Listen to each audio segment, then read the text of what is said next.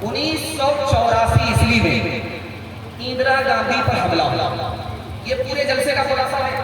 कुछ रात रहे हमारे, इसको याद करके जाइएगा, बहुत खूबसूरत पैगाम है। कुछ रात रहे इसको याद करके जाइएगा, मैं भी कामयाब हो जाऊंगा, पूरा मुल्क कामयाब हो जाएगा। बहुत खूबसूरत पैगाम आपके खिदमत में लेकर के आ रहा है। 1984 ईस्वी में इंदिरा गांधी पर हमला हुआ तो बेकसूर सिख मारे गए।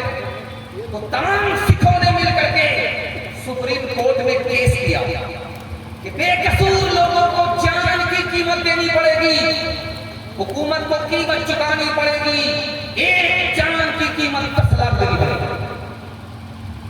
तमाम सिखों की पूरी ताकत ने सुप्रीम कोर्ट को भी मजबूर कर दिया, हुकूमत को भी मजबूर कर दिया। इत्तेहाद में वो ताकत थी, हर जान की कीमत 10 लाख रुपए हुकूमत को देना पड़ा।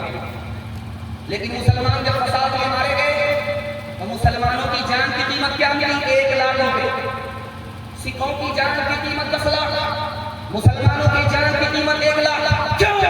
मुसलमानों में इत्तेहाद नहीं, इसलिए गाजर मोनी की कीमत है, मुसलमान की कोई कीमत नहीं। दूसरा नमूना आपकी खिदमत में लेकर के आता है। 1968 ईस्वी में इसराइल ने फलस्तीन पर हमला किया। लोग फलस्तीन छोड़ करके भाग गए। 18 लाख भाग गए मिस्र में, 8 लाख भाग गए यमन में, 5 लाख भाग गए लबनान में। एक बूढ़ा आलिम लकड़ी के सहारे भाग रहे थे। एक यहूदी कर्नल ने उनको रोका, कहां जा रहे हो बड़े मियां? जब मुसलमानों की हुकूमत पूरी दुनिया में होगी तो तुम फलस्तीन छोड़ करके क्यों भाग रहे हो? आओ मैं तुमको नजारा करा। उस आलिम का हाथ पकड़ा यहूदी कर्नल ने और मुसलमान के खेमे में लाया। कहा देखो ये मुसलमान का खेमा है, शराब की बोतल रखी हुई है, मुसलमान का खेमा है, जुआ का सामान रखा हुआ है। जब तक मुसलमान शराब की बोतल के साथ जिंदा रहेगा, यहूदी को कभी शिकस्त नहीं दे सकता। तीसरा नमूना आपकी खिदमत में लेकर के आ रहा हूं, ध्यान से सुनिएगा। 1257 ईस्वी में बगदाद में मुसलमानों की हुकूमत गई। कैसे हुकूमत गई? इस घर को आग लग गई, घर के चला।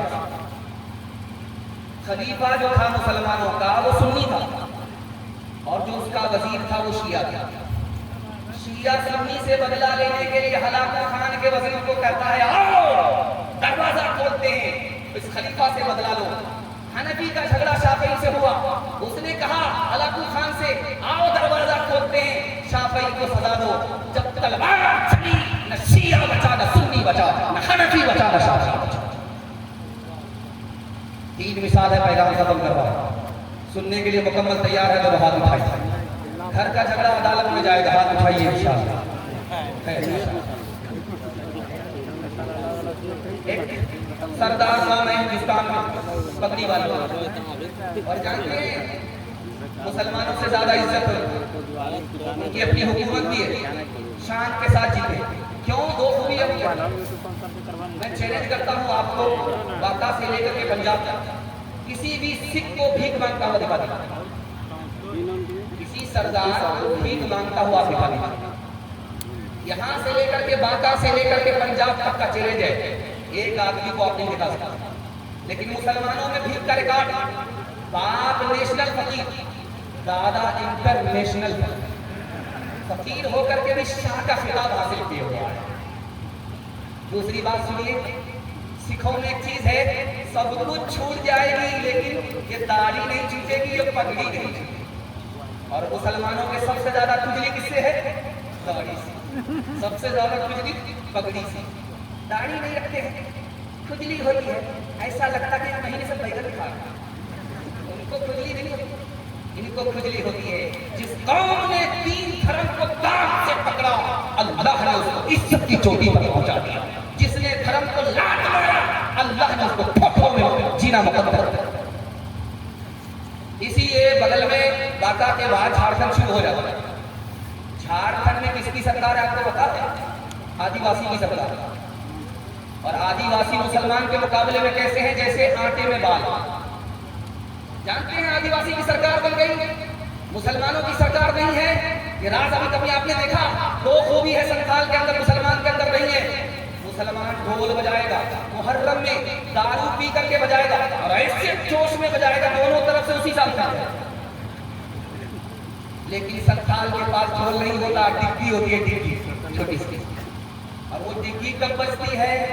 जब कौम के ऊपर मुसीबत होती है, वो डिग्गी बजती है।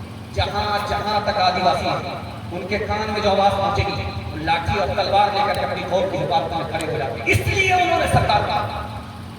दूसरी बात सुनिए, संथाल में क्या है? मानने का जज्बा, और मुसलमानों में जानने का जज्बा।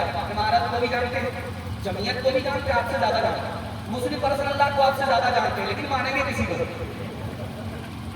और संथाल का हाल क्या है?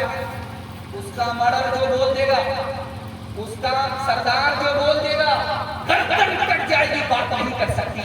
जिस कौम के पास इतिहास हो, जिस कौम के पास मानने का जज्बा हो, उसे कोई हाथ नहीं मिला। तीसरी बात सुनिए ध्यान से, कौन है इसी हिंदुस्तान में? उसका नाम है मरवाड़ी। दुआ कीजिए मौलाना वली रहमानी के लिए, अल्लाह उनकी कब्र को नूर से भर दे।